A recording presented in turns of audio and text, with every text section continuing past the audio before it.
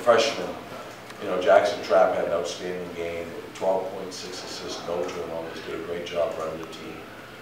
Stephen Moody, you know, he's our best offensive player, and you know, he had the guts to stand up and take the big shot and make it, and then go to the free throw line and make it.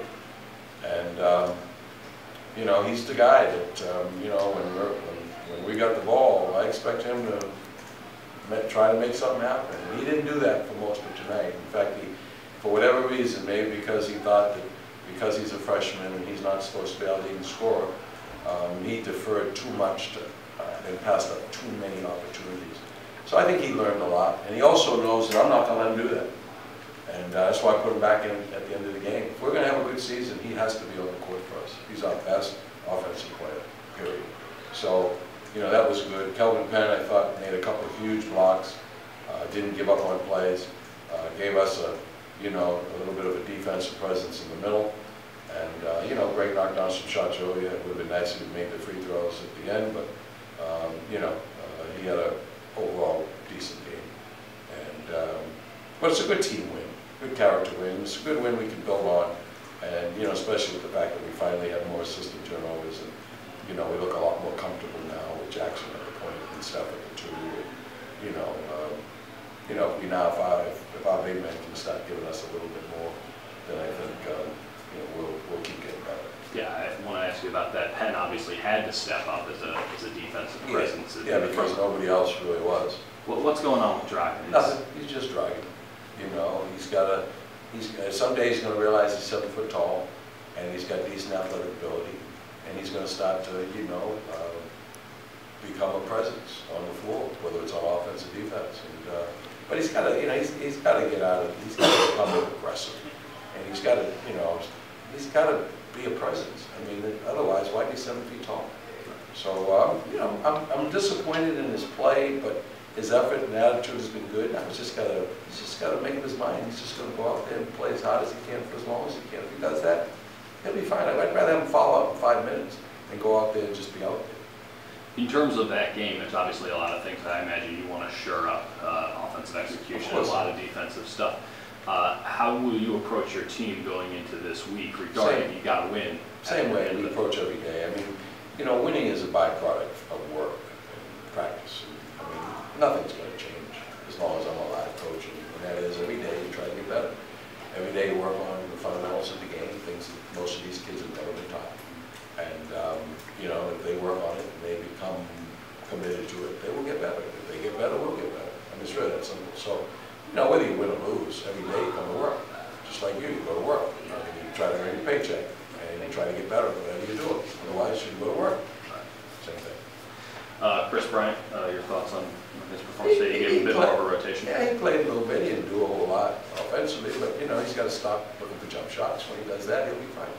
You know, if he goes out and just concentrates on playing defense and rebounding, the points will come. And when that day comes, he'll even stop making jump shots. So, but right now he's thinking a little too much about his jump shot. Giving the ball to Trapp, I imagine, wasn't the easiest of decisions for you a couple games ago. No, but it was the thing. It was the right thing to do at that time. Right. He is so talented that, and you look at him, and I look at him, and I say, you know, someday, and I really believe that someday he's going to be truly a great point guard. He's just not a point guard yet. So to have him sitting on the bench, you know, playing behind somebody at the point doesn't make any sense. So you put him where he's most comfortable, which is off the ball. And there's been smaller players than him with less physical ability. I mean, he might as well be 6'5" in the way he plays. So guess what? He's a 6'5" guy and a 5'9" body who can score.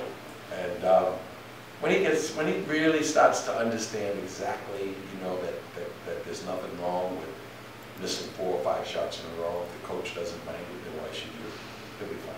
And having Trapp obviously have a game like he did today with no turnovers, I imagine, kind of builds it up for you. Yeah, I mean, he's played great. I mean, you know, he earned the opportunity mainly at the beginning because other guys weren't doing it. You know, but then when he got the opportunity, he made the most of it. And every game that he's played, we have gotten a little bit more cohesive as a team, and he is doing a great job. And when he makes shots on top of it, it's a bonus. What would you attribute the team, besides Greg early on, it seemed like just get the ball to Greg and he'll make something happen. It seemed like a hesitation to shoot from the majority of the guys. Pablo didn't get off with as many shots. That's Pablo. I mean, if you were a psychologist or a psychiatrist, you would probably have a better understanding of some of our guys than I do.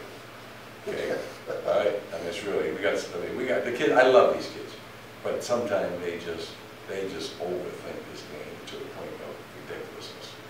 I mean, we have told Pablo Patron all year long, when you open, shoot it. If I ever had a coach tell me that, I'd have probably went and kissed him before men were kissing men.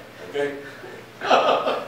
Do you think that then late in the game, when push comes to shove, that you have to think about it less, and that helps the team out a little bit more? Oh, I think first of all, what I have to do is I got to put in the guys that I know are not going to be afraid to shoot the ball. That's why Stephen Moody will be in the game at the end of the games. So that's my job. Simple as that? Yep. How do you prepare for South Alabama? They have one of the better shooters, maybe in the country, definitely in the league. If they got one guy that can shoot, everything's got one or two guys who can shoot. I mean, one guy's never going to beat you. It's the other guys. It's when you over prepare for one guy, or put so much emphasis on one guy, and then you allow 2 or 3 other guys to have career nights. That's what you lose. I'm not worried about one guy. I mean, if I remember correctly, I think they lost like their last 3 games. Yeah. So guess what? The greatest shooter, one of the greatest shooters in the country, has lost his last 3 games. So you know what? They'll probably play a winnable game before they play us, so they won't be coming in off, I don't think, a 4-game losing streak. So I'm not worried about one guy. Does this tape, when you guys play American seems to be this consistent model. They'll shoot almost 50% every game. Their next game in February probably look the exact same. Yeah. I mean, does this tape help you guys out because it's almost like a control that you can base how you played off of? You can see. Well, I mean, whether they're home or away, they've beaten us here in our gym before. Jeff Jones, I mean, I don't know if people really know. Remember when Jeff Jones was one of the top coaches in the country when he was at Virginia. And the man can coach.